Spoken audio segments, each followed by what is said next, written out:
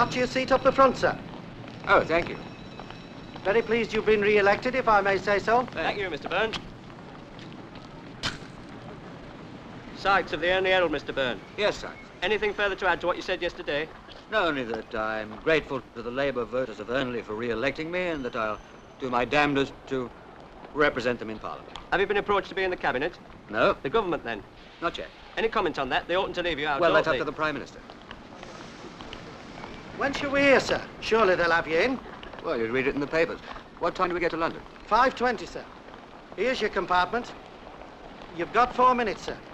You should be alone. Is there anything else I can do for you, sir? No, thank you very much. Thank you, sir. Pompous clot. He voted for you, you know. Standard. Evening Standard.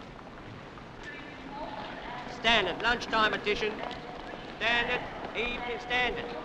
Get your Standard. Well, Lunchtime edition. Standard.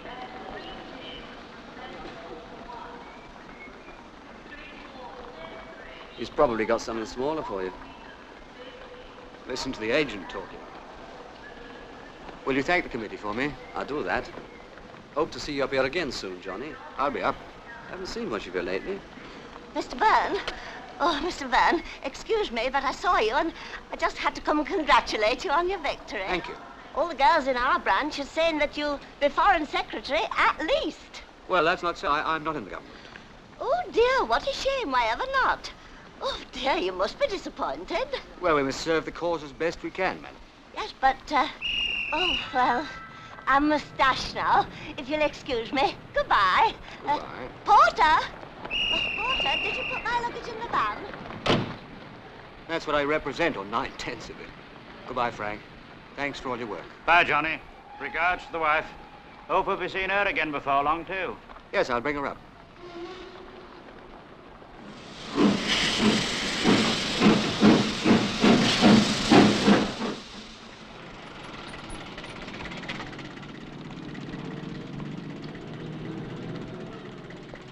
Hello, Johnny. Hello, Mary. Welcome home. Congratulations. You increased your majority, didn't you? Yes, I have. Look, can I have a look at that? How's the timber business? Nose to the grindstone, as usual. That boss works you too hard. That's what I tell him. And all he does is dictate another letter. Thank you. I was out till 4 this morning watching the results on television. A waste of good sleep. You seen Alice recently? Yes, I saw her this morning on the way out. Let's drop in for a chat. Yes, I'd like to.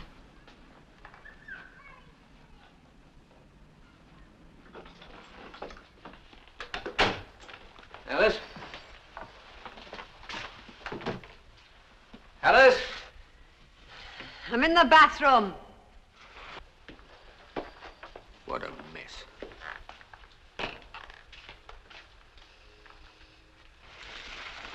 Didn't expect you today. I managed to get away. I couldn't stand all that palaver and handshaking. Well, they gave you a big enough majority, didn't they? Isn't that worth a few handshakes to you? You're good at it. You going out? Yes.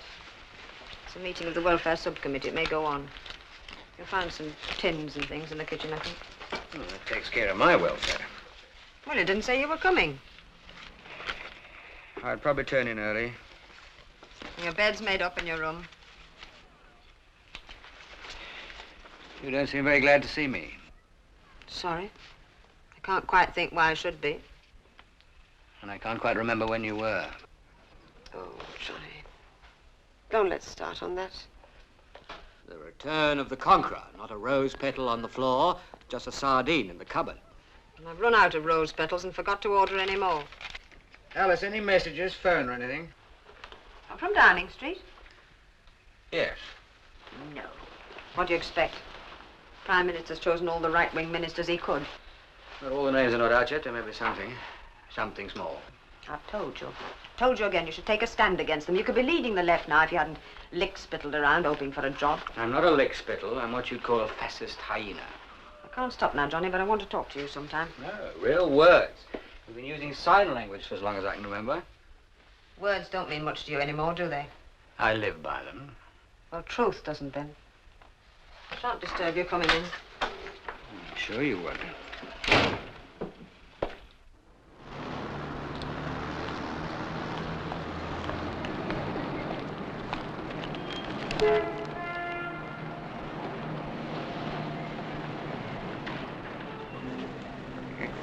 Mr. Byrne. Yes. I'm Gregson, BBC. We're getting some material for tonight's edition of Day to Day. I think you've been on it before. Yes, sir. May we have a word from you? Mr. Byrne, you've increased your majority at Ernley, I think. Yes, I managed to. How do you feel about that? Well, I'm very grateful to all of the people who worked for the cause and made it possible.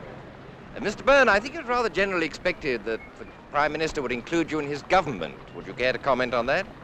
Well, the Prime Minister's chosen the team that he felt he needed for the program, and it's up to the rest of us to support that team. And personal feelings are unimportant. Thank you, Mr. Byrne, and welcome back to Westminster.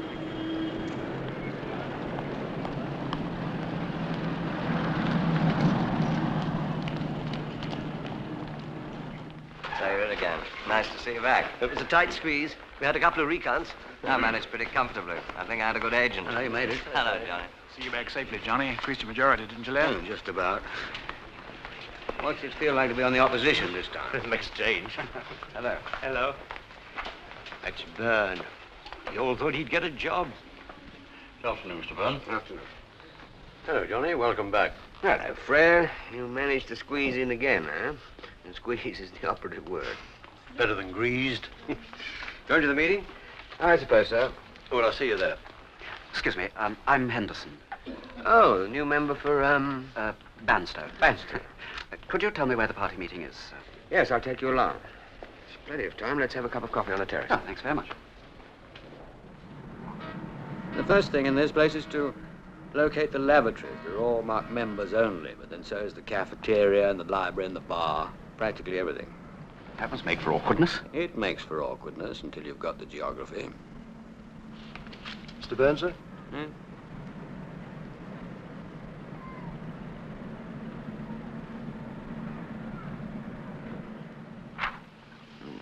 Say I'm not here. You can't find me. Yes, sir. Isn't that from one of your constituents? Yes. You shocked? You know, when I was first elected, I used to interview a couple of dozen people a week about their housing problems and their pensions and other things. I used to visit my constituency once a week, but as you can't find houses where they don't exist, or pensions for that matter, there's no point in long talks here or evenings in a dreary office by the bus terminus. So I learned to make excuses. So will you. Well, that depends on what he thinks the job is, doesn't it? I was telling our comrade to pinpoint the lavatories. Oh? So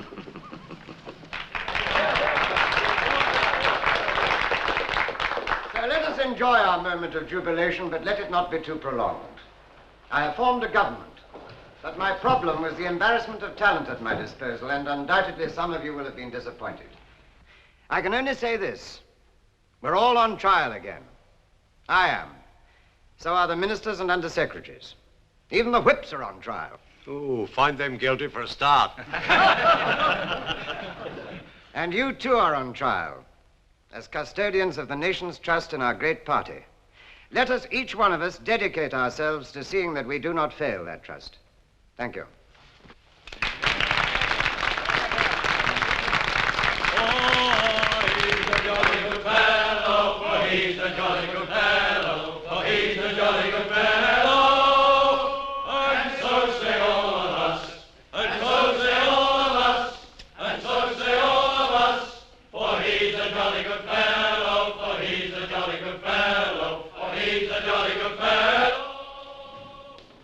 Johnny, just a moment.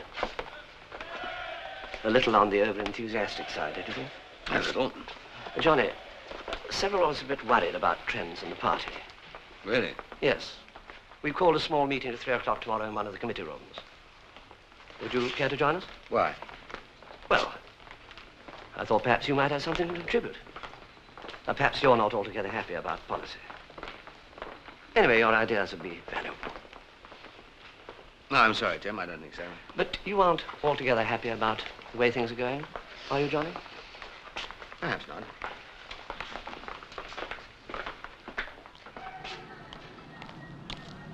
Hello.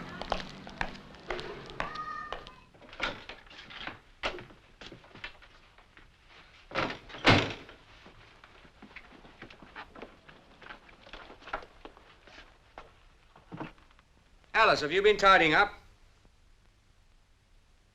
Alice. Hello, Mary. Do you recognize this place? I'm afraid I did it. You did. Why should you descend from above and clean out the stables? Johnny, I'm very sorry, but I'm afraid it's Alice. She's gone. Gone where? I don't know. I came home at lunchtime. I only saw her for a minute. She had a suitcase. She told me to tell you she was leaving.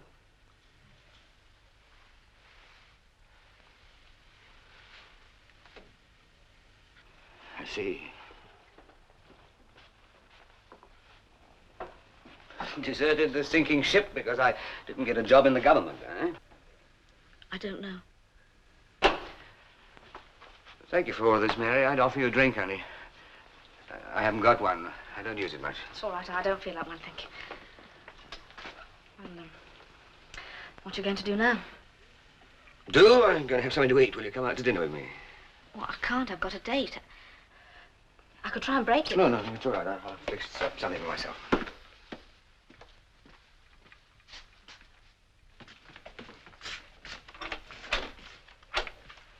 Thanks, Mary. Don't be lonely, will you? I've got a lot to do.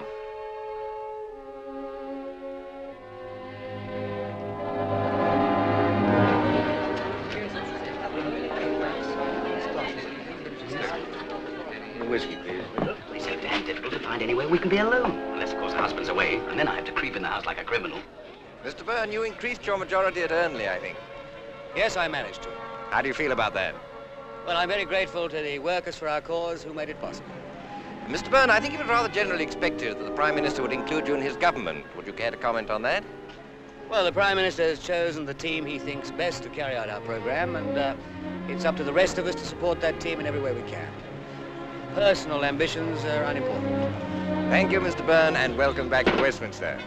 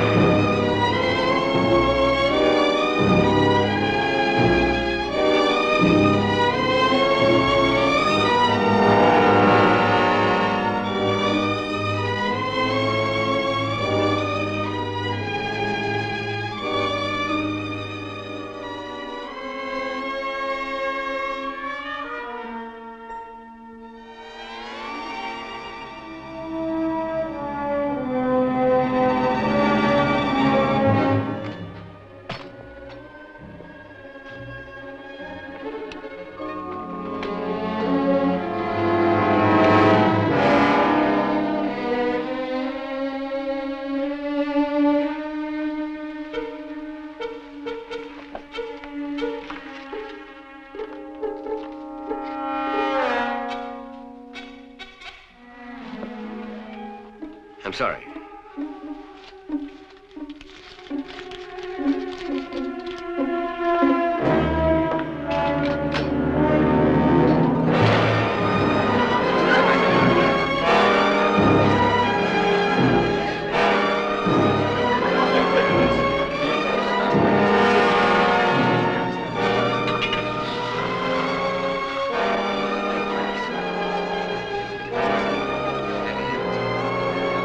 Gin and tonic, please.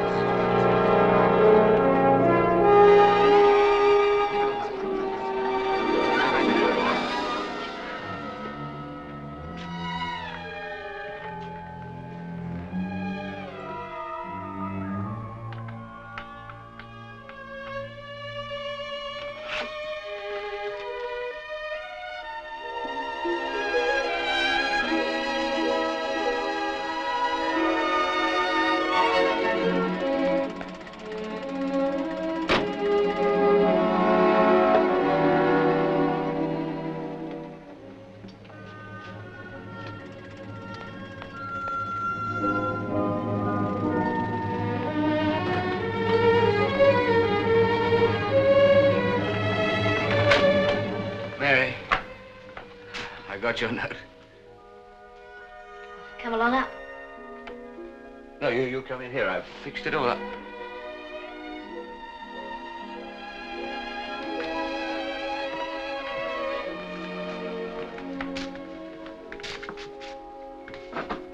I lit a fire. It's chilly. Looks nice. And flowers. I got them on a barrow, fresh cut. I thought you didn't touch it. Sometimes. You're going to get me tight. This is my third. Never mind. Did you have a nice dinner? Oh, all right. Just one of the boys in the office, you know.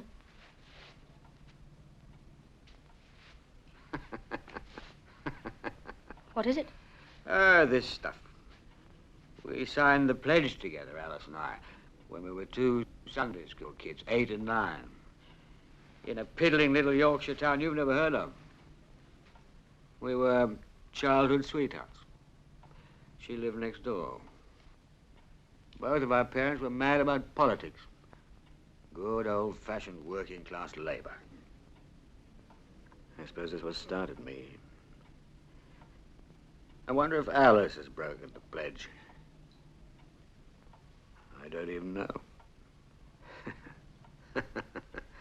It's funny, isn't it? Don't make it worse for yourself, Johnny. Worse? But you don't understand, Mary. I'm glad she's gone. I'm tickled pink. We never had anything. Never. It was Moses in the bulrushes on Sunday and politics during the week. We were 20. We never courted properly. She never even let me hold her hand. After we're married, Johnny. We were married. There was a whole column in the local press. Sunday school teachers wed. Then there was the war. 4 years when we hardly even met, so she went her way and I went mine. But we went on living together. We were still married, if you can call it that. Like sharing a bed with a fridge. Relax, Johnny.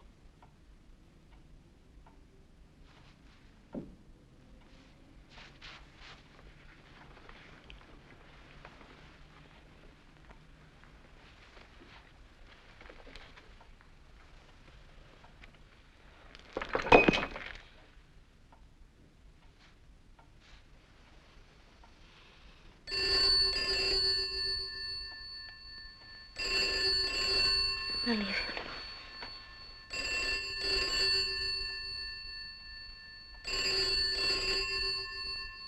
I'd better go.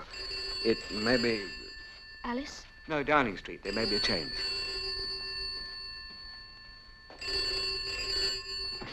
Yes? Johnny, Tim Maxwell here. Oh, hello, Tim. You will come tomorrow, won't you? Tim, it's late. Don't hang up. I wanted to make sure. I didn't know whether I'd see you in the house. It's important for you. Why? It might lead to things. In one of the committee rooms at 3. I don't know. I shall count on you. I said I don't know. Goodbye.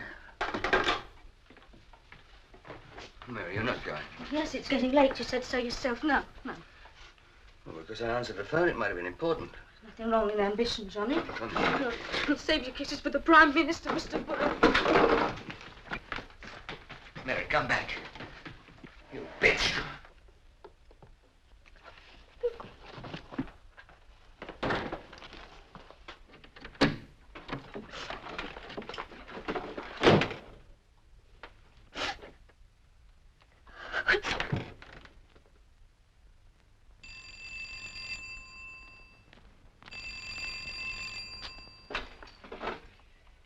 I'm sorry. I hope I didn't wake you. No, no. I think I left my gloves here last night. Yes, you did. Come in. Yeah. Mary, I'm sorry I behaved so badly last night. I had too much to drink. It's all right. Don't worry about it. I behaved pretty badly myself, really. Well, I hope the whiskey didn't stain the rug. I can't see anything. Here. Thank you. Would you like a cup of coffee? No, thank you. I've had it. I could make you some, though. No, it's all right. I'll have some later. I'd better be getting off to the office. Oh, I'm going to a party tomorrow night. If you're not doing anything, you may care to come along. It may be good for a few laughs, anyway. I'd like to. I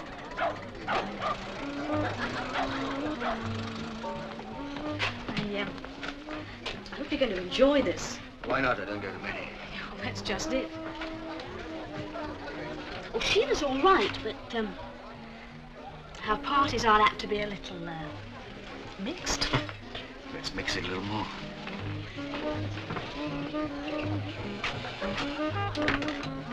Darling! Sheila, I brought Johnny.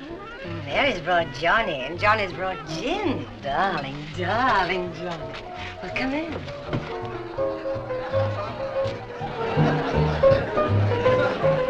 Well, nobody knows anybody, so just grab who you want to talk to and have a drink. That bloody record. I think it was the only one I got or something. Hello, great to see you here. Oh, have you met? Oh, of course he's queer. He's not just trying to get on, he's queer. Yeah, but he's got swarms of children. How naive can you get? Of course he's got swarms of children. What's that got to do with it? He's as queer as a kid.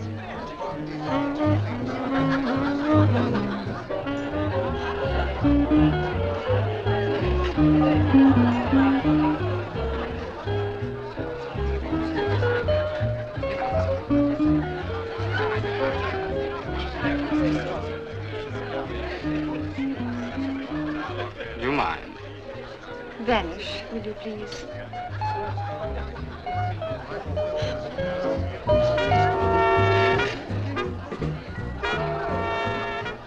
Crucifying, isn't it? Oh, it's interesting. Doesn't interest me. Well, they tell me that you have to live with these things. I lived with it for 6 months. I painted the swine. Well, I don't know very much about art or painting. Oh, don't apologize. The thing's a swine. What do you know about? Well, actually, I'm a member of Parliament. How crucifying. Hey, listen, everybody. Everybody. We have a member of Parliament in our midst. Get me some more of that disinfectant, will you, MP? Yes.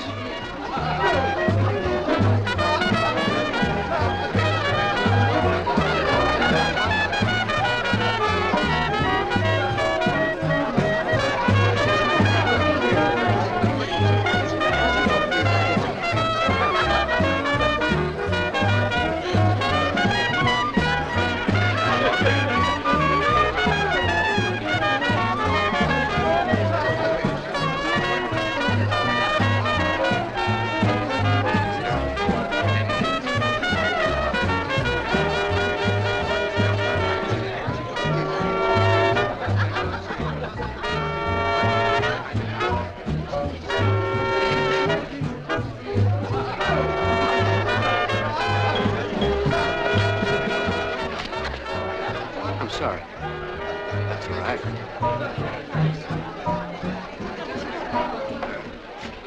Can I fill it up for you?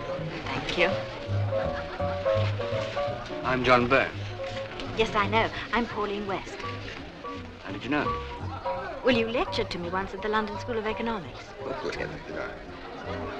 You still there? No, I'm a model now, photographic, you know. Well, I should know you.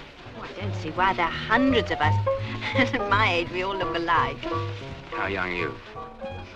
I'm 20. Oh, isn't it hot?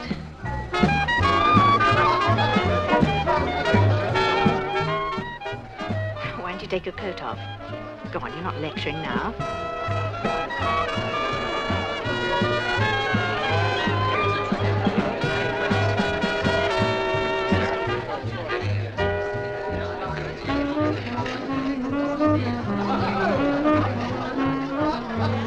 Look at this. Yeah. He's a bad. Who are you? I didn't invite you. I didn't invite anyone without a head. You are funny. Yes, I know, but I'm working tomorrow, and if I don't get some sleep, I'll be a wreck. Well, you must come to the House of Commons. I'll show you around. Anytime. You fill in the green card, hand it in, and I'll be there. I'd like to. I'm going to kiss every man in the room. As a matter of fact, I'm going to kiss you. Well, you must go. I'll see you home. Oh, that's awfully sweet of you, but I'm all right, thank you. Come on, MP. I'm going to kiss you. 1, 2, 3, 4, 5, 6, 7, 8, 9, 10, out! Meet the champ. Give me a man of age and experience every time. Thank you, ma'am. Bloody tune. I swear I'll break it. Johnny? You going? I think so. Will you be all right? Yes, thanks. I always stay right down to the bitter end. Oh, frankly, I'm not tough enough. No.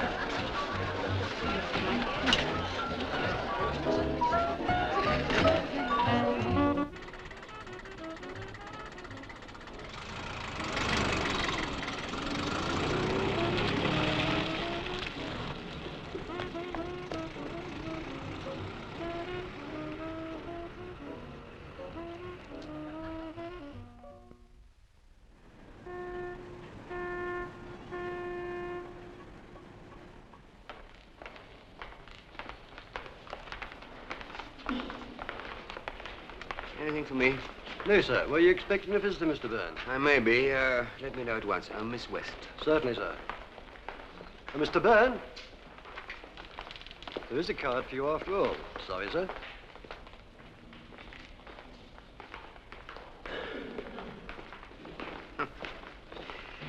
Tell her I'm not in the house. You can't find me. Certainly, sir. Ah, Johnny, you've come along after all. Just came to see what you want. Hello, Charlie. Did you hear Whittaker died last night, heart attack? Yes. You know the selection conference will put up for the seat. Another bloody intellectual. Another toffee-nosed barrister. And he'll get in. Who else is coming? Just Roger Renfrew. I thought he'd be interested. All the intellectuals, eh? We should get that chip off your shoulder, Charlie. My family were as working class as yours. Really, Captain Byrne? It's 20 years since you've done an honest day's work at the bench. Here is Roger. Hello, Roger. Well, if that's the lot, let's get on with it. I haven't got all day. Yes. Roger, will you start? Oh. Well, I think this is the point. The government has got its mandate, but it's a very loose one. It commits the government to nothing. We, that is Tim, myself, and perhaps you, are afraid that therefore nothing much is going to be done without some prodding. By us? At first, we could expand the group, but we must be on the alert. Really keep the cabinet on its toes. Yeah, but how? A question here, a push there. What we want is a push that will send Mr. Prime Minister Stevens and his gang of lawyers and university lecturers right over on their backsides. Then we might get somewhere. Yeah, but surely we must give them a chance. I agree. What I'm suggesting is that we act as a sort of conscience of the party, as it were. Conscience? There isn't the makings of one in this room. You are here, minus your father's Yorkshire accent, because you expected a job and you didn't get one. You are here because you can't help interfering and fiddling about with your notes and general bloody nosiness. You've licked boots for the past 4 years, and it's got you nowhere. And you, I've got a fairly good idea what you're up to, and it smells to me. I'm afraid I can't stay here and be insulted. I've got better things to do. Either Charlie Young goes or I do.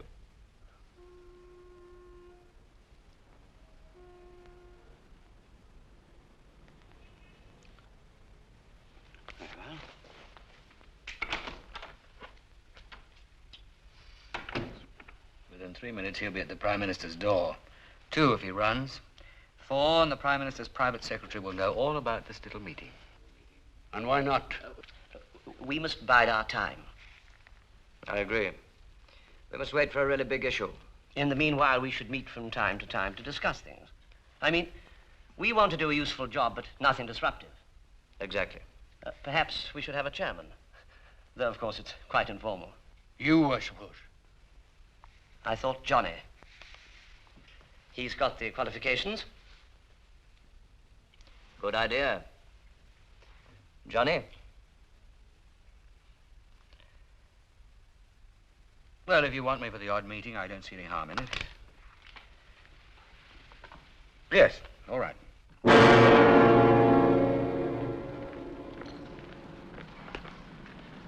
Well, my lad, seen this? That's Renfrew's work. Trying to stir it up. Look at that. Labour rebels. We're nothing of the sort. Well, you tell me. What are you?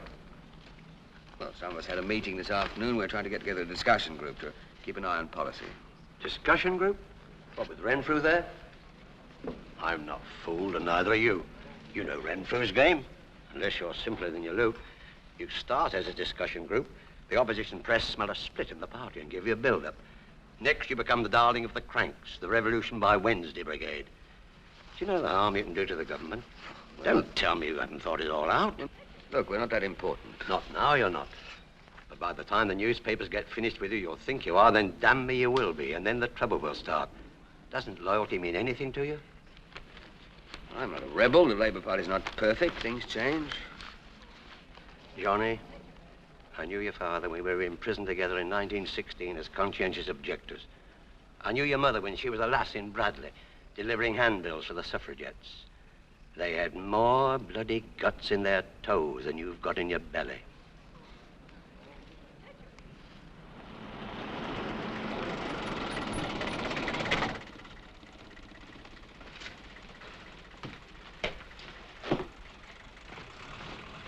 Hello, Johnny.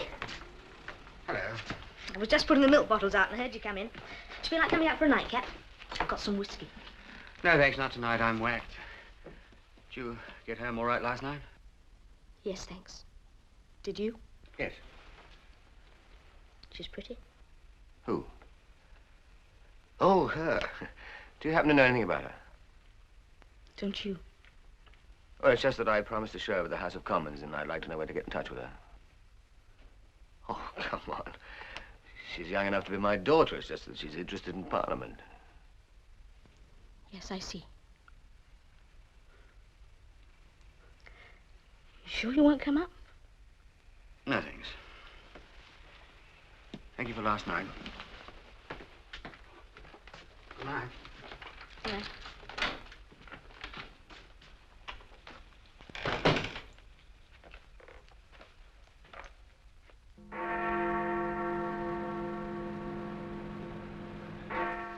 More dried fish is being sold across the countries than ever before in the history of dried fish. Last year, I have the figures here, 2,275 crans of haddock were delivered from It's the not ports exactly of world-shattering Phipps news, is it? through the region. Why, listen to it then.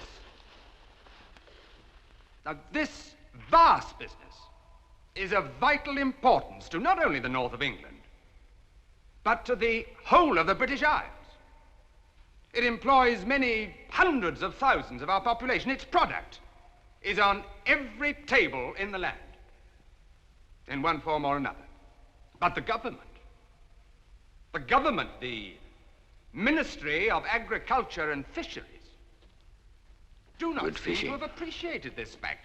I should like to read the House some facts and figures. Mr. Byrne?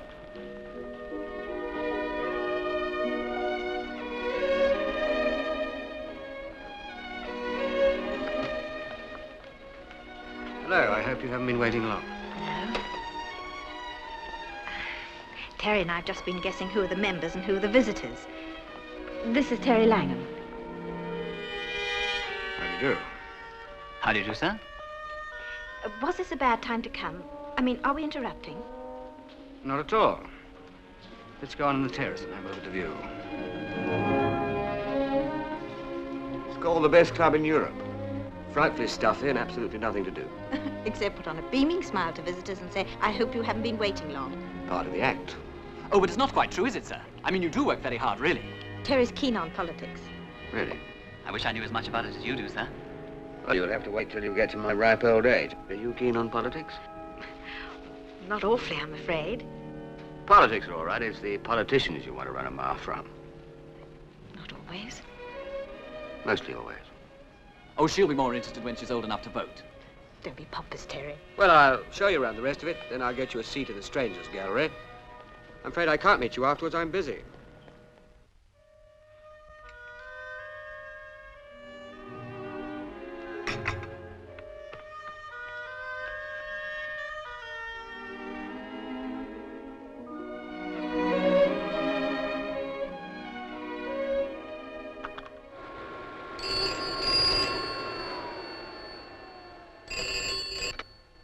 Hello? Is Miss West there? Oh, no, I'm afraid Miss West is out working. Could you tell me where she is? Oh, just a moment. Flag Studios, Ronald Street. You'll get her there. Oh, for Pete's sake, keep still, West. How can I light it when you're waving it about like maracas? Sorry. You're too young for hangovers, anyway. I haven't. Well, concentrate. It's a man, I suppose? Always is when girls like you get the shakes. Old and rich or young and beat? Neither. Well, what's so special about him, then? He's a member of Parliament. Member of Parliament? What on earth are you doing with a member of Parliament, West? Oh, stand still. I don't know, Flag. Nothing much yet. Well, leave him alone. I photographed one once, crazy about himself, wanted cut rates for the publicity, thought it would bring me. Oh, far too young for politics anyway, West. He's somehow alive. An MP? Trick of the light, my dear. Okay, we'll take this one. Woo that thing as if it was the whole of the front bench. It might help you, West. Now, stand still. Lousy. It'll do.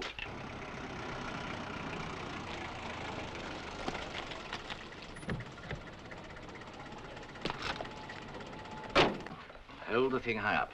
And then, that's it. Yes, that's the sort of thing. Where'd you meet him? At a party. He offered to fill my glass. I bet it wasn't his party. No. Then I asked him to take his coat off. Did he return the compliment? No. I didn't say much either. He's flying under false colors, my dear.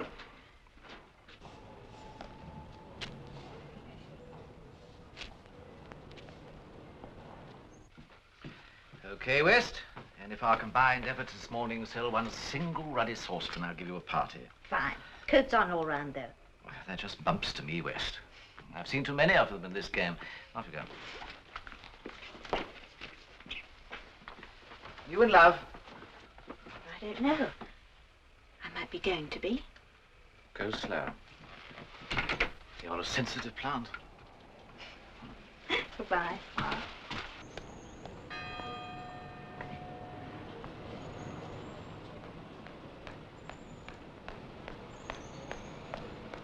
Hello. Hello. I haven't been down this way for years, and I meet you. What a coincidence. Yes, it is, isn't it? Do you work around here? Sometimes. Sometimes. That's even more of a coincidence. Got time for a drink? Yes? Come on. It wasn't a coincidence, you know. I rang your place to see where you were working, and then I came on the off chance of meeting you. Well, I rang home and they said that you'd called. Well, I had a feeling you'd be waiting, so I got away as soon as I could. What were you doing? Selling saucepans. Well, it's a charming occupation. What's your next job? Nothing. No job, no one to see. I don't think I'll go to the house today. I wanted to see you very much. I wanted to see you.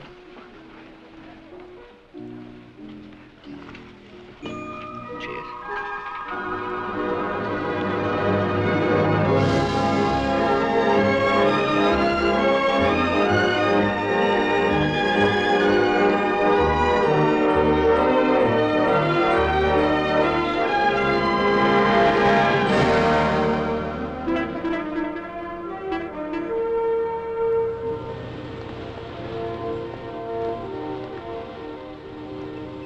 Wishing you were there?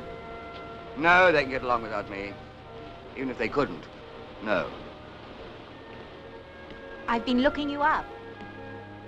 What did you find? Lots of things. 42. Born in Bradley, Yorkshire. Captain in the army in the war. What did you do? Well, I lost my Yorkshire accent, for one thing. I worked hard to kill it. When I was commissioned, I didn't say anything very much, but I listened. Then for 6 months in the mess, all I said was, pass the marmalade, please. Well, did it matter that much? It did to me. Well, I read a lot in my spare time before I went to France, round about D-Day. I taught myself a lot. What sort of things? Oh, how people got on, biographies, what made people tick, and quotations, very useful for politicians. Then I taught myself how to eat, what knife and fork to use, and to unlearn the careful, don't make a noise while you're eating. Don't eat with your mouth full, that my mother didn't into me. But why on earth? Well, the real lady and gentlemen swill their soup from half an inch and eat their toast with their mouths half open. They have the confidence, haven't you noticed? No, I don't think I have.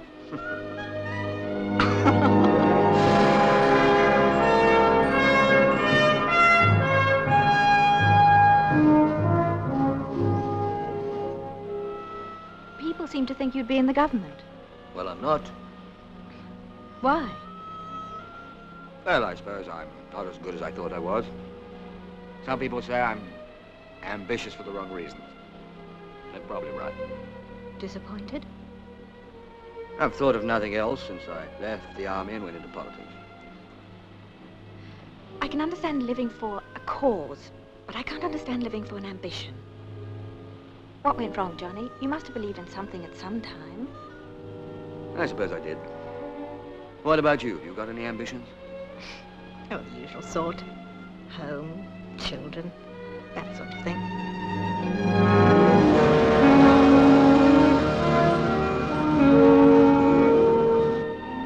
That's Greenwich around the next bend. Do you know it? I had an egg thrown at me there once. Ruined my best suit. What else did the book say about me? That you're married? Well, that's over. The Germans bombed Greenwich. Remember when they used to come down the river night after night to get at the docks? I was a bit young. Faux pas.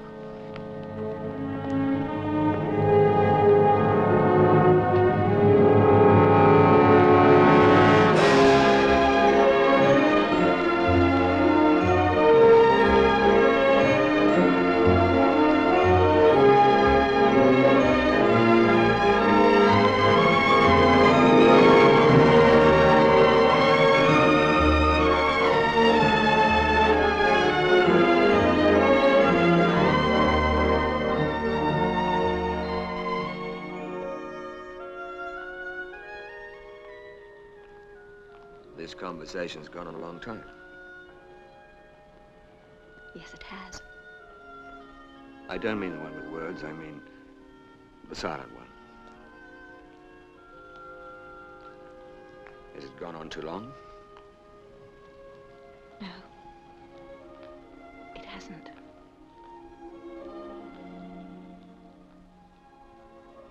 Johnny, I want to turn and look at you, and I can't. I can't turn my head.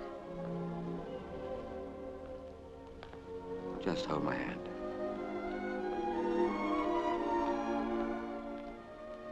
Whatever happens afterwards, there'll be nothing quite like this.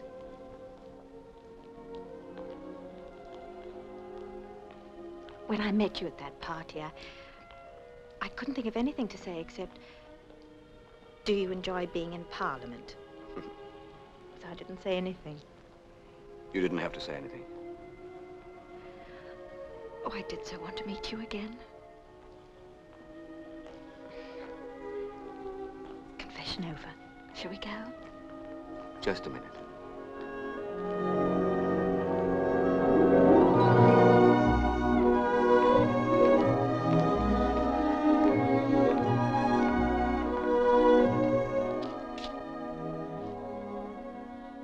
Thank you for today, Johnny.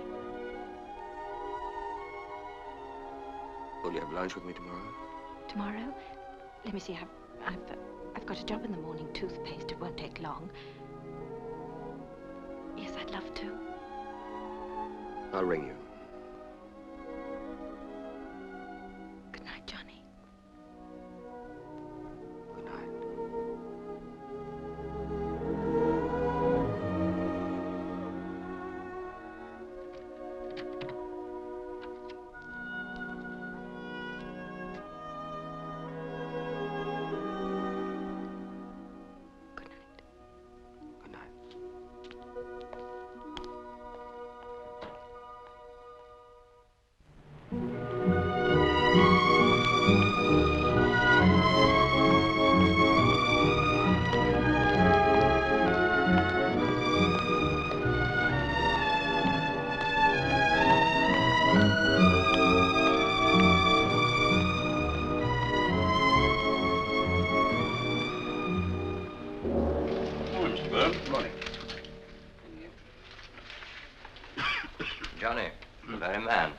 We must talk. What about? Something most interesting's just happened. Talk away, then. Not here.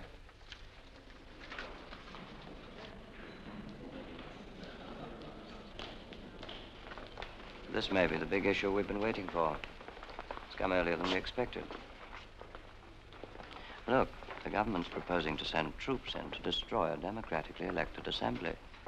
They have their reasons, of course, as I've said, but the whole thing's wide open to criticism. Against socialist principles and so on. The party wouldn't like it if it knew. Well? Well, how do we exploit it? Private notice question, I should think. Yes, so would I. Ask for a statement on recent developments in the oil kingdom of Mazaran and so on. In his answer, the Prime Minister's bound to mention the proposed troop movements. That will give you a chance for a stronger supplementary question. Me? Yes, of course. You're the man. I'll get some of our fellows to follow up with more. The opposition's bound to jump in to exploit the situation. Our backbenchers will get worried. And then things will get hot. Exactly. Then you move the adjournment so that the whole matter can be debated at 7 o'clock as a matter of urgency. You'll have the platform for a major speech. Early enough to catch the morning papers. You'll be news. All right, I'll put down a question. I've got a draft here. You think of everything, don't you? Your teeth nice and clean? Whiter than the whitest white. Well, this will dull them down. I've got to be quick, Johnny. I've got a job at 3. What have you been doing? I went to the house. Something pretty important came up. What? I'll tell you later. I nearly wrote you a letter last night. To say what? That yesterday was probably the happiest day of my life. Whatever there is between us, it's got to be your decision. If it's coffee or dinner from time to time, I'm happy. And if it's something more, I'm even happier. I love you. But I don't want to force anything. If anything's going to grow, just let it grow. Let's not keep on taking up the roots to see how the plant's doing. Hello, Johnny. Hello, Bob. Good God, that's Bob Ferguson. I thought he was dead. He was with Chamberlain at Munich before the war, you remember? Should we go and eat? I mustn't be late.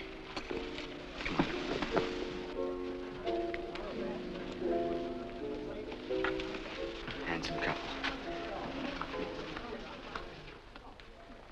Hats off, strangers.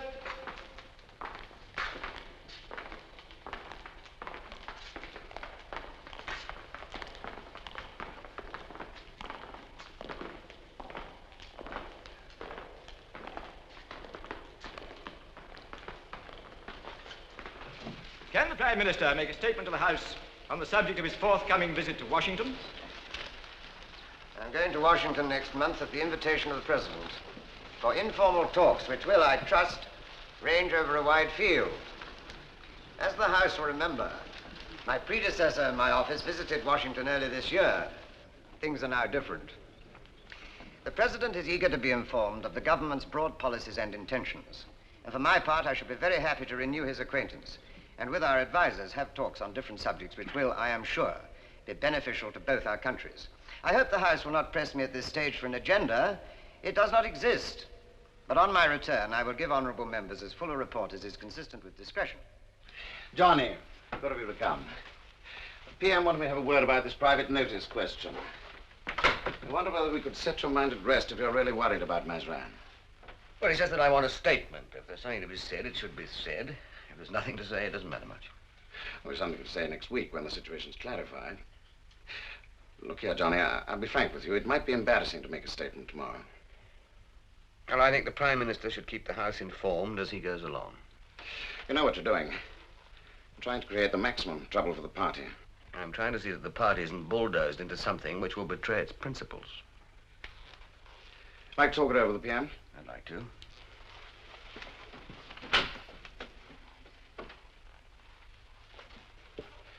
I'll see you now. haven't congratulated you on your re-election. Thank you. Take the Foreign Secretary's seat.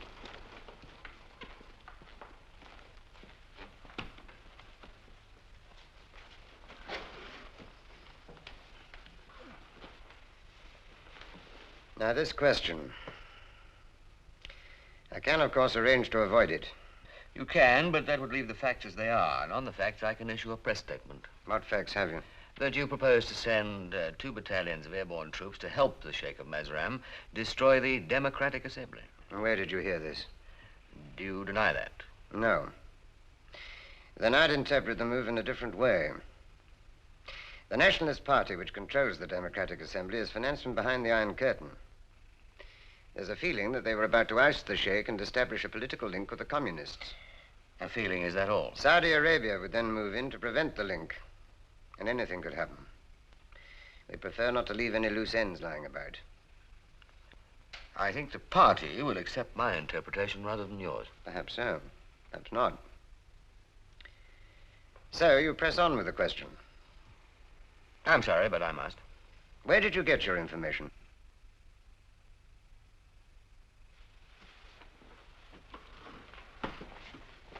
Nice to have seen you. Thank you for coming. How's your wife? Very well. Good. So you're going on with it? Yes. May I say something I wanted to say to you ever since you came to the house? You're the most unmitigated, grasping, and self-important bastard I've ever met in a lifetime's politics. Good day.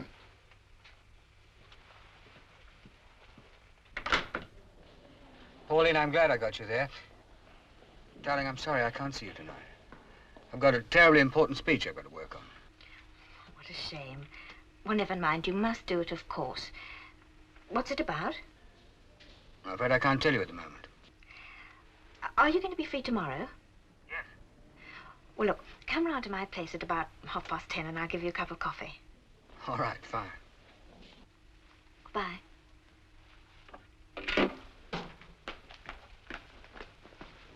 Sorry. We've got work to do, West. Let Parliament wait. Over here. What's that, Parliament? Yes? How old is Parliament? 42. 42? What on earth do you talk about? Or haven't you time? 42, yes, you have time. We talk. About the good old days. About plenty. Well, I'm 40, and I can't talk to 20-year-olds without treating them as kids. Come on, Flag, let's get this one.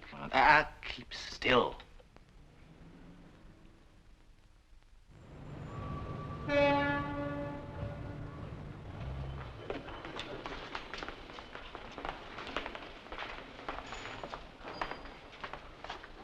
Before the election, the Prime Minister, the present one, when he was leader of the opposition, made a speech in a debate on colonial policy. Have you got it? Have you the date, sir? Beginning of February, I think. I remember, sir. I'll get it for you. Well, well. Your little discussion group has found an issue at last. Mazran, eh? Don't do it, Johnny. I know what I'm doing, and it's for the best possible reasons. Johnny, this government is the people's government, and I don't want to see you cause it embarrassment. And I want to keep it a people's government. Look, we don't talk about it much here in this Westminster hothouse. But most of us understand that out there in the streets, there are people who want something. They don't always know what they want. They've not much idea how to get it. Call it a better life, if you like. But they expect us to get it for them. That's what we're here for. And we try to do it by pulling together and backing up the boys at the top. But not you. Oh, no. You're a political technician. You came here for a career. You learnt the words, but not the music. You've thought of naught else but Johnnie Byrne since you came. Not what they want, not what's right. But how will this work out best for Johnnie Byrne? I'm not doing this for Johnnie Byrne. It's a matter of principle. Johnny, learn a bit of humility. Learn to love other folk a bit. I think this is it, sir. Yes, thank you.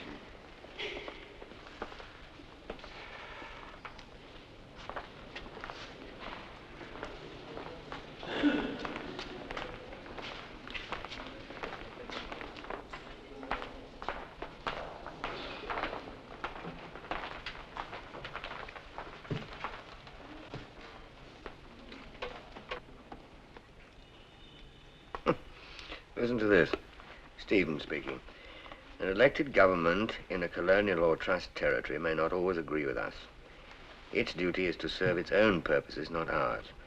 Our duty is to be patient, remembering that if we destroy the seeds of democracy, then in time we destroy ourselves. He won't like that being quoted against him now. You're going to use it in your speech? You bet I am. I've talked to some of our fellows, and they're prepared to follow up. We can make a big show. It all depends on your putting the first question. What do you think I'm going to do? You'll be there at 3:30. The whole thing will collapse if you're not. I know parliamentary procedure. I didn't arrive last week. Yes, of course you do. I just wanted to make sure.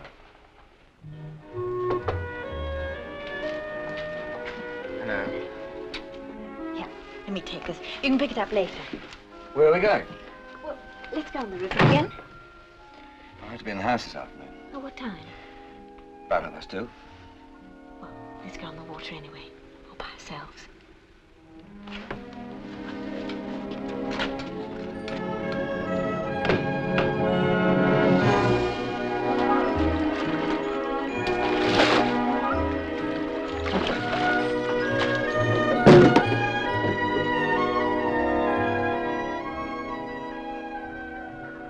Johnny? You're not with me, Johnny.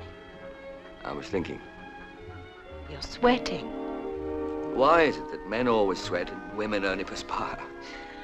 Go on. Take your coat off. This is where we came in, isn't it? Do you enjoy being in Parliament, Mr. Byrne?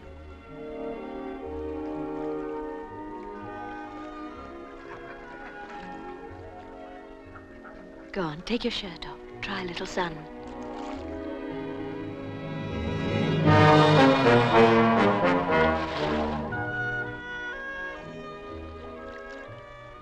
Frightened of the opposition?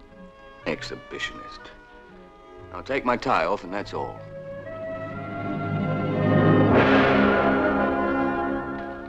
Oh, excuse me.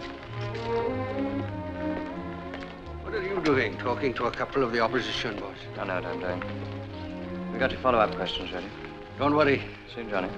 Captain Byrne is probably still asleep. I love you, Pauline. I love you very much. Johnny, you remember at lunch when you said you'd never force anything, that you'd leave it to me? Well, there's bound to come a time when I couldn't go any further. When you had to make the next move. I think it's now, Johnny. Come on, let's go.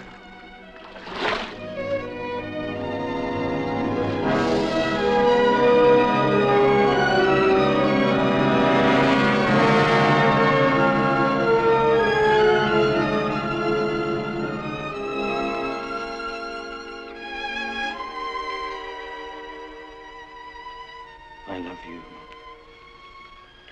Take your coat off, Johnny.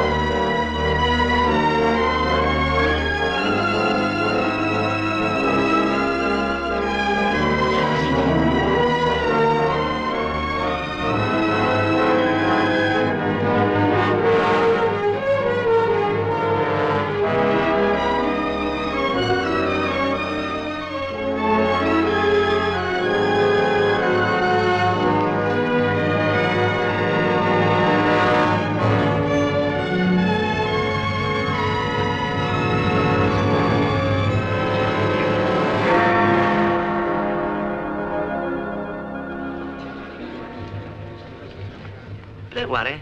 He'll be here. Look, we've brought out the whole front bench.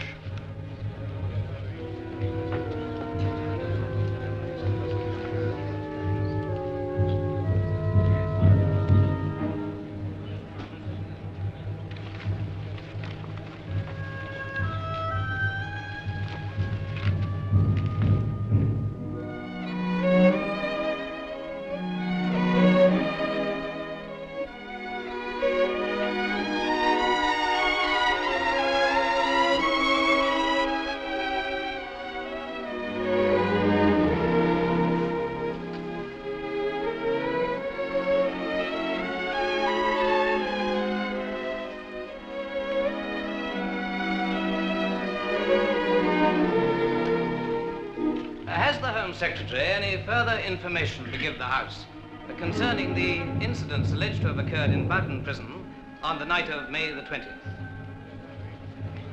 The honourable member for Falmouth East was misinformed about the size and scale of the incident. In fact, only one prisoner serving a short sentence was involved.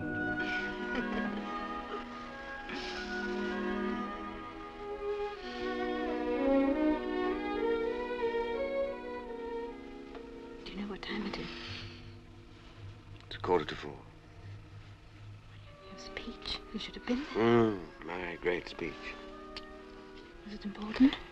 I thought it was, but it wasn't. You're much more important. What was it about? Question to the Prime Minister, you wouldn't understand. Why wouldn't I? You're too young. I'm not too young to make love to. Or to love.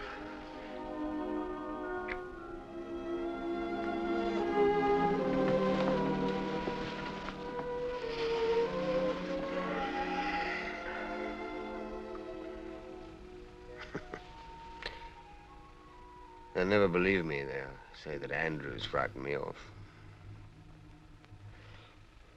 But I wasn't afraid. I was in bed with you.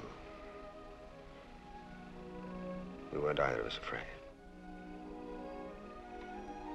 You know, darling, I've got a new ambition. A real one. Have you, Johnny? What? I want to marry you.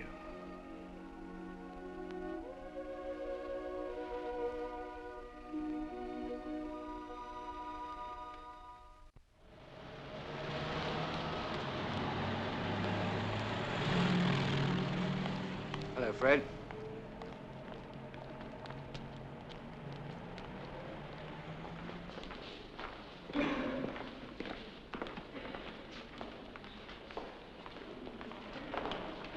Nothing for you today, Mr. Byrne?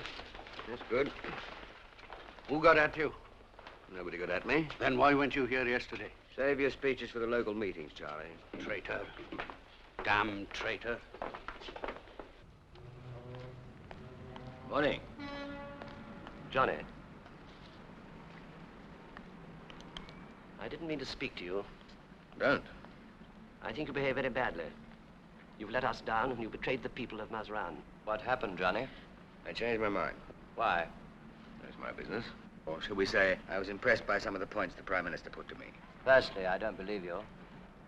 Secondly, it's very dangerous to change your mind on an issue like this. You'll regret it. I promise you that.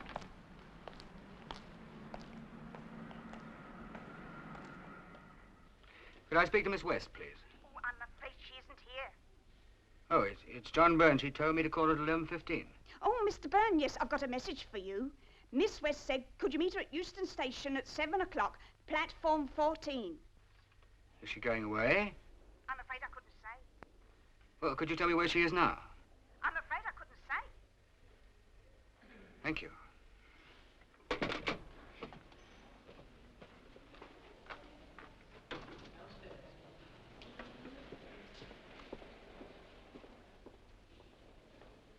Oh, I want to put through a call to Ernley, please. Ernley in Yorkshire.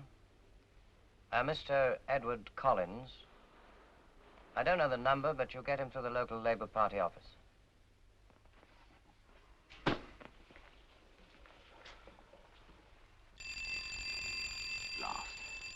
You stay there.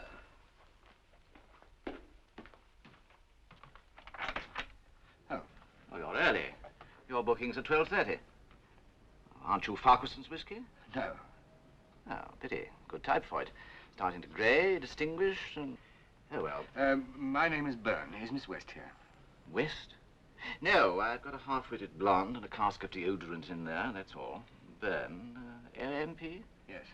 Don't they have telephones at the house? As a matter of fact, I'd forgotten your name. That's not like a politician. She's not here. Well, is she going away on a job? How should I know? They're off on everything from jobs to joyrides. Thank you. You're welcome. And remember, if they throw you out, you're a good type for middle-aged men of the world.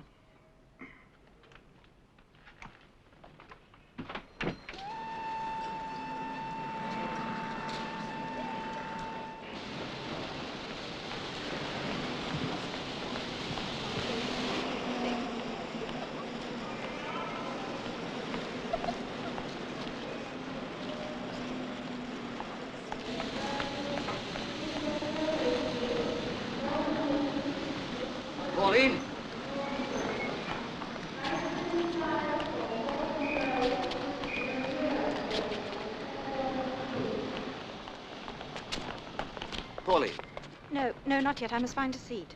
where are you going? Yeah, anyway, that'll do. Where are you going? Away? On a job? No, home. To Glasgow? No. I'll put the case in the rack, miss. Thank you. What's the matter? Is somebody ill? No. Then you're coming back. Never. No, I'm never coming back. Come on, let's sit down. Now, what is it? I want you to understand it. It's not because of anything you've done. It's not because of yesterday. I don't regret yesterday, and I never shall, but I must get away from you before I get used to you. Why?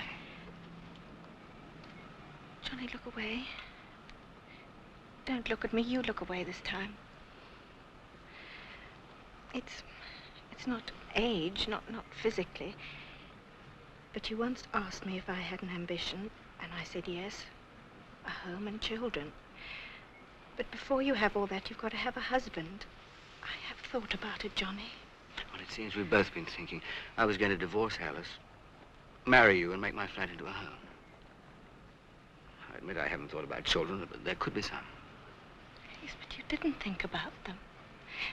They've got to be the thing that you want most. You've got to want to have a life built round them. Don't hate me, Johnny, because... Because what? Because I think I really love you. You think that, and then you want to go away. There is another thing. It is age, I suppose. You've done things I couldn't have. You remember things I can't. Well, it's a barrier. We couldn't be complete. I couldn't make it complete. Oh, it's no use. You say you're running away home. You'll be back. No. I'm running away home. I love you. I shall be miserable for a while, but I must get away from you.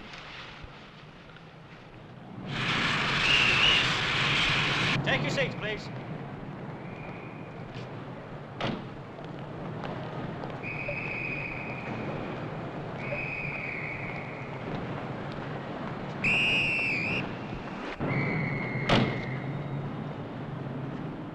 I'm not going to say goodbye. You'll be back. Goodbye, Johnny.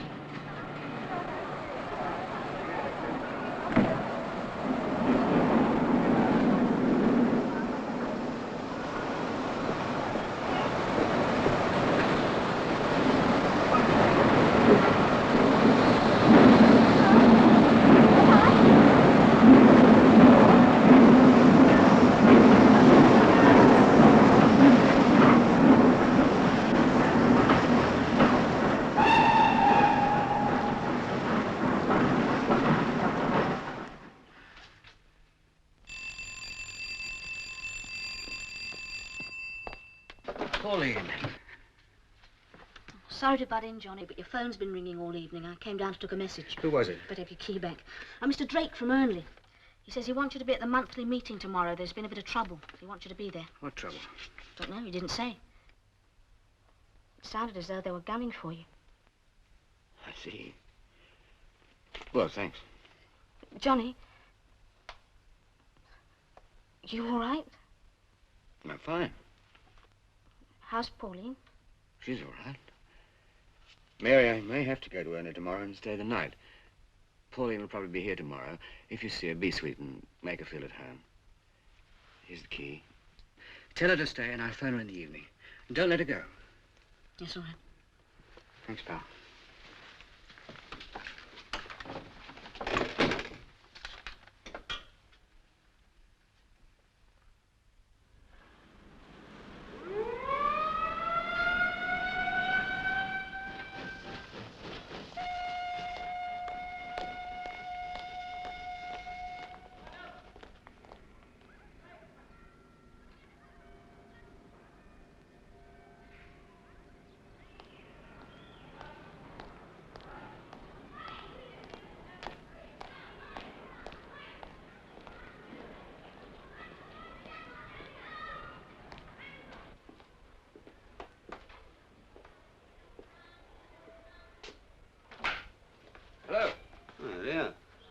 met you, but I didn't know about the train. What's all this about? I don't know exactly. Some of the boys and girls called a special meeting. I think you won't like this, Johnny. They want to move a vote of no confidence. Why? They've only just elected me. It's Ted Collins. I think he's got old or something. Collins. He's the one who's a bit of a red. Aye. I can handle him. I hope so. And furthermore, comrades, because of what he did, our local lads may be dying in the sands of Mazran. Might I ask Mr. Collins where he got this information? I have my sources. Now, as I was saying, our member had the chance to protect democracy, to safeguard the workers of Mazran, to stop troops being sent in to suppress a democratically elected assembly. And what did he do? He ratted. He ran along to the Prime Minister and crawled. Now, I say this. We in Ernley have no confidence in a member who is not prepared to support the principles of the Labour Party.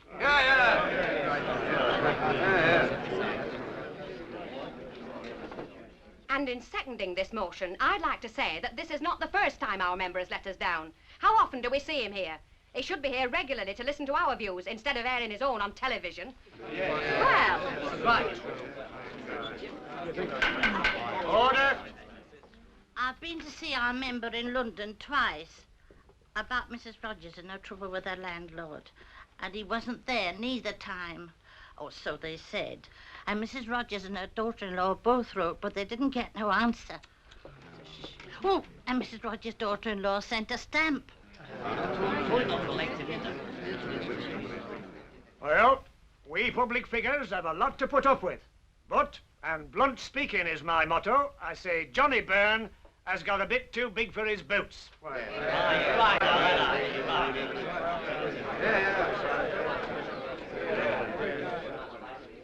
sure I can't remember when she last came down. And we do like to feel that our member's wife isn't too stuck up to come and see us. We'd make her very welcome in the women's section.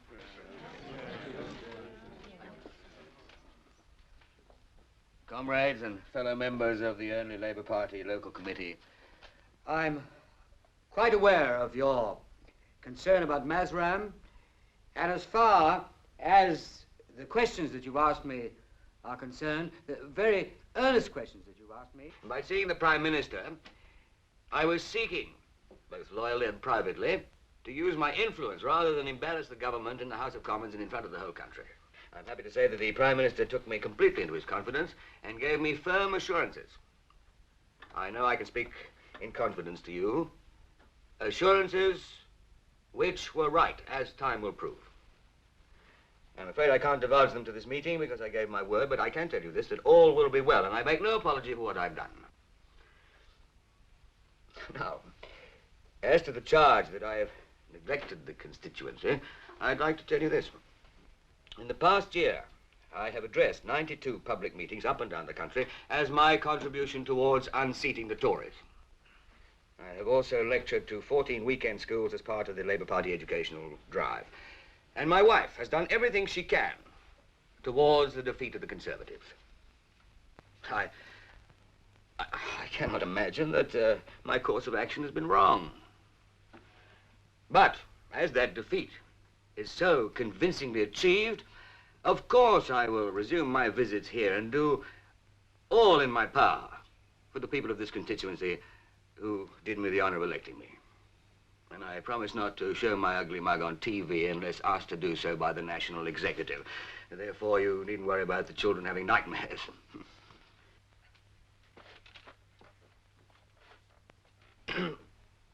Well, fellow members, I have given you an explanation of the past and an assurance for the future.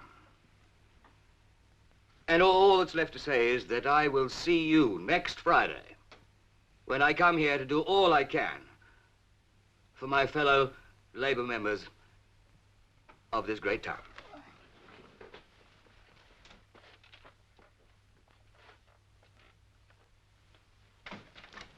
Well, in view of what our member has said, perhaps Comrade Collins would like to withdraw his motion. No, I wouldn't, Mr. Chairman. Well, in that case, we shall have to vote on it. Will those in favour of a vote of no confidence in our Member of Parliament please raise their hands?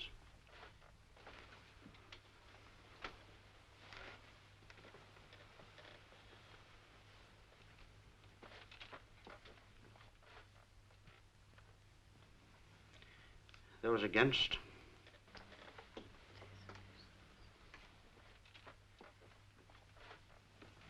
Motion carried.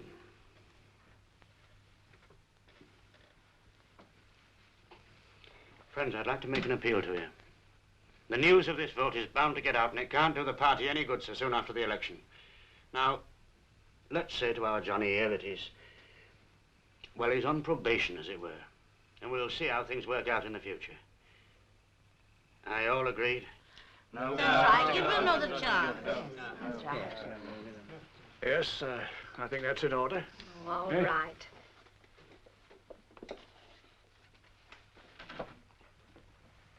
Comrades and fellow members of the Burnley Labour Party, I can hardly find words to thank you for your understanding and your generosity and your generosity.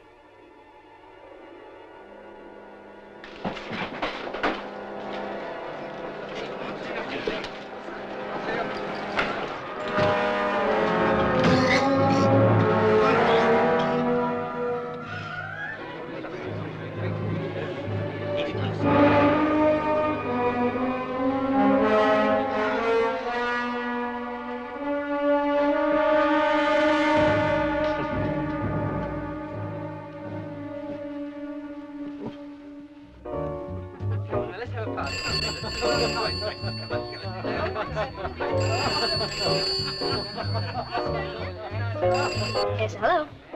Mary, it's Johnny. Hello? I'm sorry to bother you at this time, That's all right. but have you heard from Pauline? No. No, she hasn't been here, Johnny, and she hasn't phoned either. Oh, thanks. I'm taking a bit of a beating up here. It was really rather funny. Johnny, I'm awfully sorry, but I've got one or two people in here, and it's rather difficult for me to talk. Oh, I'm sorry. Goodbye. Bye-bye.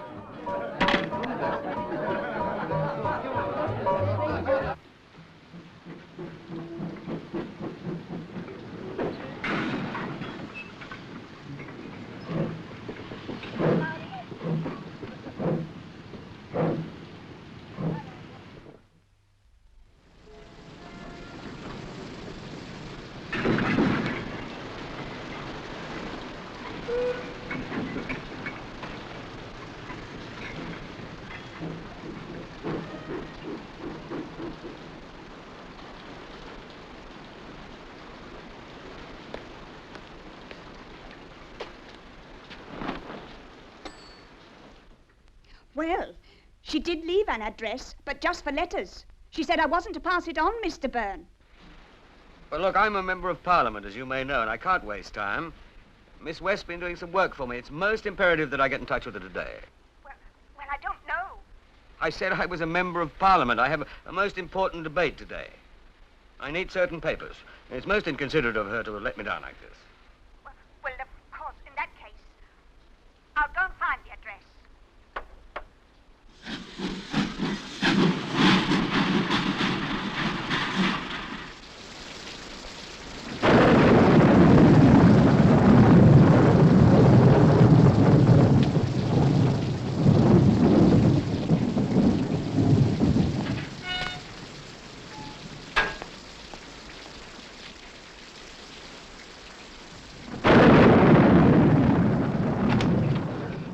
My name's Byrne. I'm a friend of Miss West's from London. I'm a father. Come in, man. You're drenched. I must apologize for bursting in like this. Explanations later. First things first. What you need is a hot bath and a change. You're very kind. Pauline's out for a walk. She'll probably come back as soaked as you. Thanks. Here we are.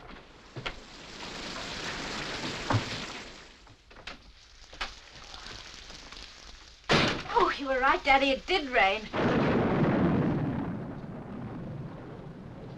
Hello?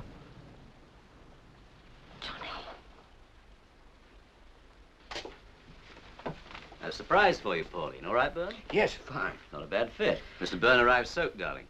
Sorry to burst in on you like this, Pauline, but I was staying at Hernley overnight for a meeting and went for a walk on the moors, got caught and ran here for shelter.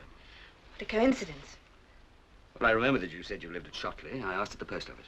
We'll give him a drink now, shall we, darling? Will, if you'll just excuse me, I'll go and see Sarah about supper. Have a chair. I prescribe whiskey. Oh, thank you. Just a small one. Do you know my young daughter well? Not well. We met at the London School of Economics. She's a funny girl. I don't suppose in that case you have any idea why she suddenly dashed home. No. Some boy trouble, I suppose. At that age, they're so intense. You know, sometimes I wish she wasn't so good looking. You've noticed she is, I suppose. Yes, I've noticed. You know, it's a handicap for them. When they're still young, older men take them out. They're flattered. The older men can give them more, you know, status, that sort of thing. They never get to know boys of their own age. When they do, it's too late. They're unhappy. I'm sure your daughter can look after herself, and you've warned her. I have. But I don't suppose she'll listen. Well, good luck. Cheers. Yes, I've often thought that your job is rather like mine. Like a doctor's. We both look after people's minds and bodies. Perhaps. And perhaps you've no more idea of a cure than we have. We grope around in the dark. Our best medicine is compassion. Of course, some of us get overambitious. I expect some of you do, too. Some. We all get hardened in time, but I don't know. If you dig deep enough, most of us are all right underneath. Same with your lot, I suppose. Yes, but Charlie... Most politicians are ambitious. I don't suppose there's a man in Parliament who hasn't got somewhere by treading on somebody's neck at some time or other. Ambition's all right. I only question the motive. Yes, but aren't most people's motives pretty mixed? When you've been around a bit longer, you won't make sweeping statements like that. Well, I better go. Can I get a car to Ernley? We wouldn't hear of it. Still pouring. You're staying here the night, isn't he, darling? Yes, of course.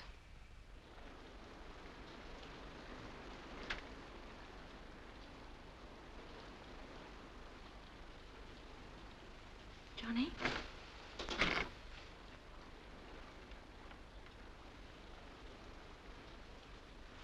Oh, my darling.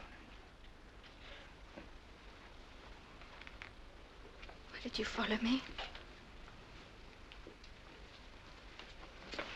I didn't. I just drifted. I let things happen, and this is how they happened. I could have stopped them. Pauline, I suddenly found myself all alone in the world. You wouldn't understand. Alone. I had to cling to you, and that's why I'm here. You must go. Do you want me to? Do you want me to? Johnny, you're torturing me. Yes, I do.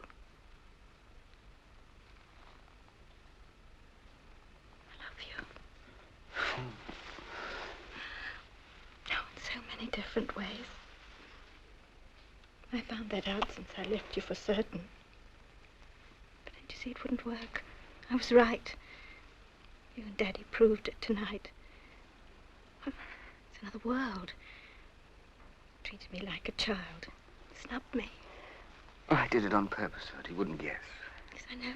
But you do it again, not on purpose when you were used to me. Treat me like a daughter, everywhere except in bed. No. I couldn't bear it. In spite of what I feel about you now.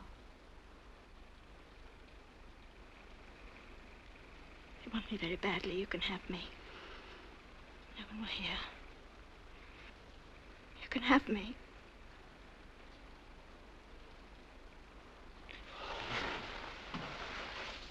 Oh, my God.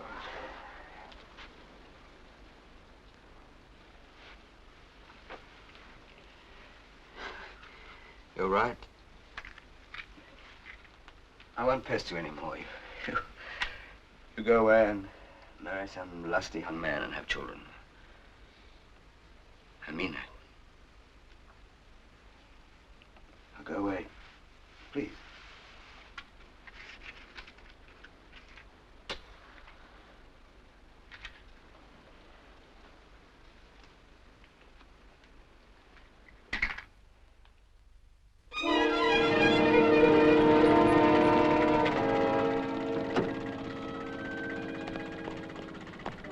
Two I've got, please. Here you are. Here, Gov. Didn't you have a briefcase?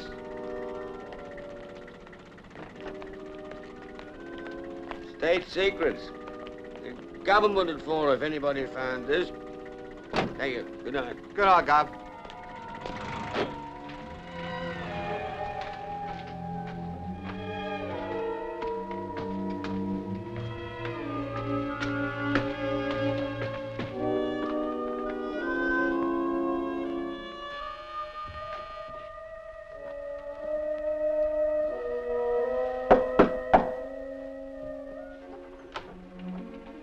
Hello, Mary. Can I come in? What do you want, Johnny? I just want to say good night, that's all.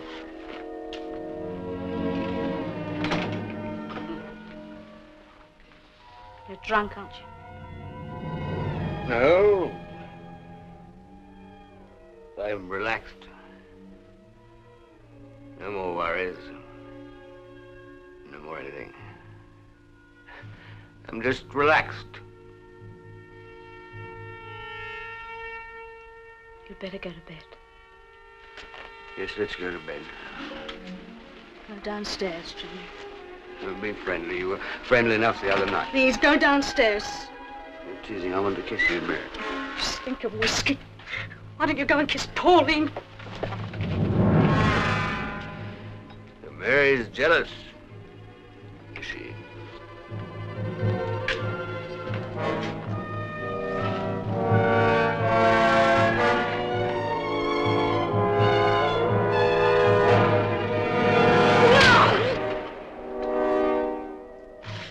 What did you want to do that for? Pauline's gone. I'm lonely. I think you ought to know, Johnny. I'm going to get married. Who to? Someone I met in the office. I've known him for some time now.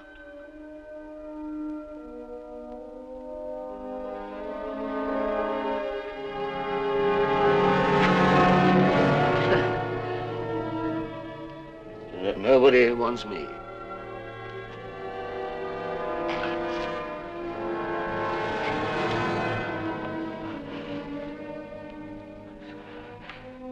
There's nobody anywhere.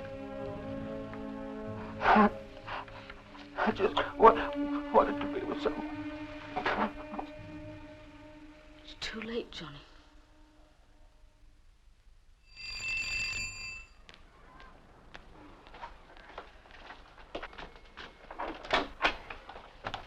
Hello, Johnny. Well? Can I come in?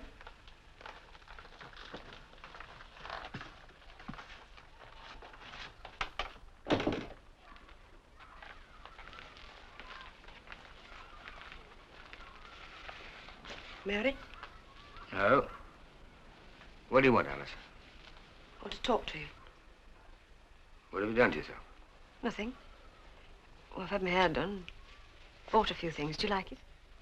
It's fine. I don't feel like talking, Alice. Please, Johnny, I'd like to. All right, you make a cup of coffee. I'll freshen up. So you think we can make a go of it this time? Why? Somehow I just hoped I could slip back and the explanations would come later. Childish of me. Yes, I think we could. Because you're not a comrade anymore? Oh, I joined them because they seemed to offer something. Something to hold on to while we were drifting apart. We never had very far to drift in the first place, did we? Perhaps not. I tried. I really did try in the beginning. Perhaps in the wrong direction, but I didn't like your politics, you see. Anyway, I've been thinking things over. I've changed my views about the party. I'm disillusioned, if you like. God, I look awful. No, a bit tired, that's all. Aren't you feeling disillusioned too, Johnny? Perhaps. You see, I thought you might be seeing things differently as well. Not getting into the government, I hoped. I just hoped it might have changed you. Has it? I just want to be a success. Who doesn't? Why should it be wrong in me and right in everybody else? It's just the way you went for it. You were so cold-blooded about it. In other words, you're saying everything I've done has been phony. No, not everything. You've got a lot of qualities. But all the wrong ones. No? But I can't change. I'm 42. I'm 41. I think I can. Still, if you don't want to, I think I better go. No, don't go. I'm not saying you're not right in most respects, but you say I'm cold-blooded. I'm not. But you wouldn't know that. I know I'm not much good in bed. Sorry. Well, perhaps if we'd had children, it might have helped. Yes. It was my fault. We've missed a lot, Johnny. We never tried to find it together. Could we now? Slowly and friendly. I don't know. I suppose we can't decide things now. Look, here's my telephone number. You ring me if you want me back. I'll wait till this evening and... well, after that I'll have to think again. I must know soon. I can't say I love you, Johnny. Although I don't suppose you love me, so there it is.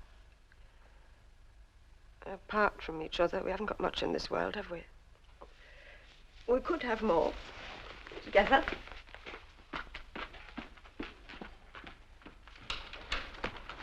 Alice.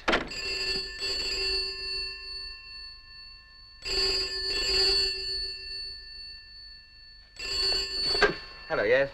Johnny? Yes? Oh, it's Mary. Hello. I just wanted to see if you were all right. I'm fine. Alice has just been here.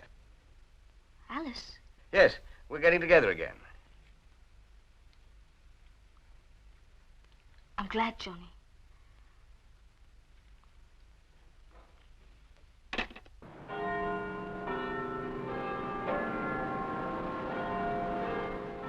Hello, Johnny. Haven't seen you around the last day or two. No, I went up to my constituency. Ah. Changed your mind about asking that question then, eh? Yes. Maybe I was wrong about you. Are you learning, Johnny?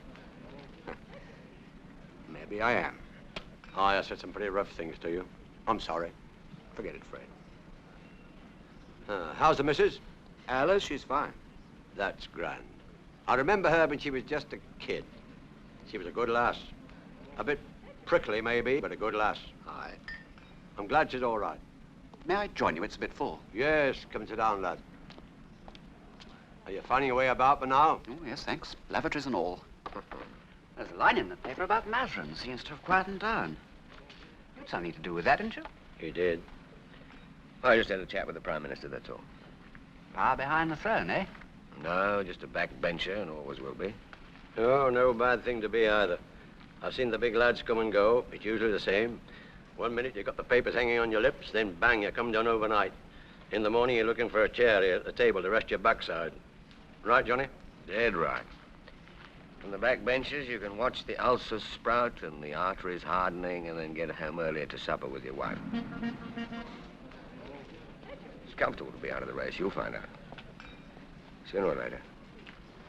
Get him to the Prime Minister in his room in 10 minutes. What's he want? He'll no doubt tell you. Can I say he'll be there? Yes.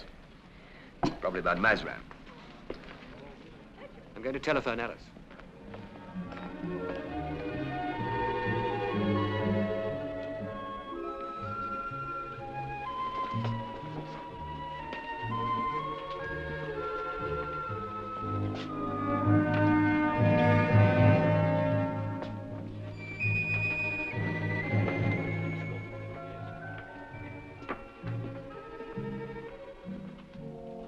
President of the Board of Trade's with him now. Byrne's coming along.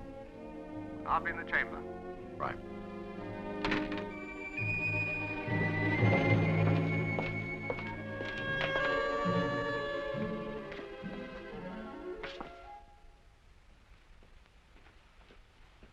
Won't keep a moment. Sit down.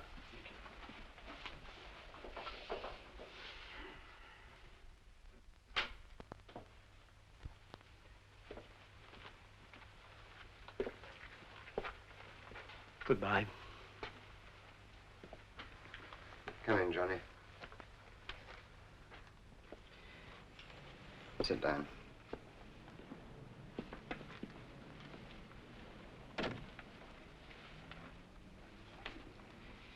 He's going to die. He told me yesterday his doctor has given him 6 months. Cancer. Oh, God, what a bloody business.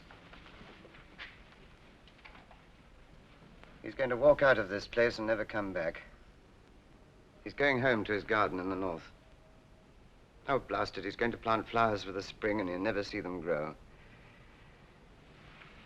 About 4 times in a lifetime, Byrne, one meets a good man. And he was one. He was just good. I never heard him say a malicious word about anyone. A really good man in politics stands out like a mountain peak. It's not that there are fewer good men here than elsewhere, but the good man stands out here. I suppose it's because we're measured in our private attitude by our public utterances. We preach a high morality, but we're ordinary blokes after all. There have to be some changes. I want to offer you a job. I've moved the Postmaster General to the Board of Trade.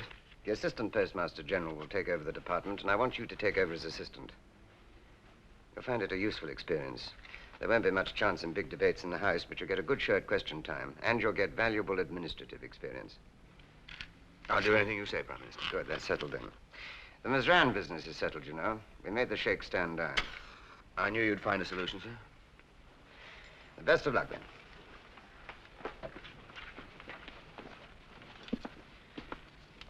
Oh, by the way, there was just one little thing. I expect you wondered why I didn't find a place for you when I first formed a government. I had no reason to expect anything, sir. You've done quite well on the back benches, though. But there was one reason why I had to leave you out. It's difficult to explain, but you ought to know. Your wife was a background member of the Communist Party. Quite an important person, I suppose you knew. Well, she didn't tell me very much, but I knew, or rather, I guessed. We couldn't take the risk of having a minister whose wife was an active Communist Party member. I regretted it, but there was no alternative. We were, of course, absolutely confident in you, but we couldn't take the risk. We're now told that your wife has left you, or that you've left your wife. I don't want to know the details. All this is your own private business. I find it embarrassing even to discuss it. I understand, sir. Anyway, what danger there was is ended now, so I'm happy to have been able to place you. Thank you, sir. Good day. I've got a message for you. The Postmaster General would like to see you. You'll find him in the chamber. Thank you. Something else I wanted to say to you. If I remember, I was rather offensive the other day. I just wanted to say I see no reason to retract a single word I said to you. It's not that I dislike you. I just dislike your type. Good afternoon.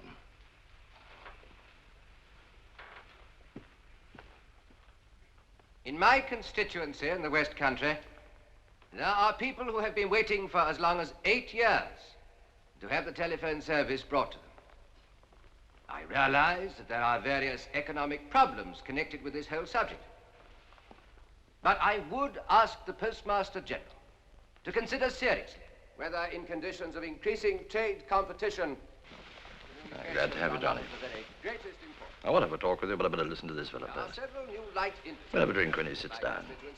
which rely on the quick and efficient transmission of orders to carry on their business. Their operations are being severely hampered by what they consider to be a lack of cooperation and understanding by a specific government department. There is one factory I have in mind which makes small parts for the motor car industry. Luxury gadgets, I agree, but nevertheless the kind of things that help to sell our cars overseas. This factory is expanding rapidly, and yet it can still have only one switchboard with 4 outside lines because the main cable to that district is inadequate to take them.